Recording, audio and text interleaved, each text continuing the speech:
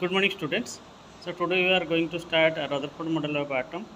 So in the Rutherford model of atom, so here you see alpha particles were made to fall on a gold foil. This is the chamber, lead chamber, in which alpha particles are alpha particle are present, and the alpha particle fall on the gold foil. Now here you see there is the gold foils. This is the gold foil. Now the particles are coming through this passing through the gold foil. Now alpha particles, this is there is a screen here behind the gold foil. So on this screen, the alpha particles are falling.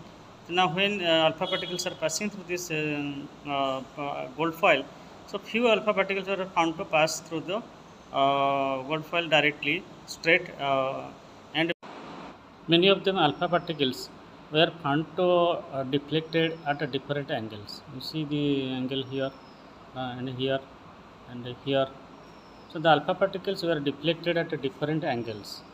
You see the alpha particles are coming from this source and striking on the gold foil, and again they are deflected back at a different angle. At the as most of the alpha particles passed through the some of the alpha particles could not pass through the gold foil and returned back. From this it is found, it is confirmed that heavily charged mass at the center, so it is called a nucleus. It is called nucleus. So nucleus is at the center. So it is found that few of the alpha particles were deflected at different angle, and 1 in 20,000 could not pass through the gold foil. The alpha particles, they are the points on which alpha particles strike on the screen. These are the points on which the alpha particles strike on the screen. Now, as the most of the alpha particles passed through the nucleus, so it is confirmed that there is empty space in the nucleus. There is empty space in the nucleus.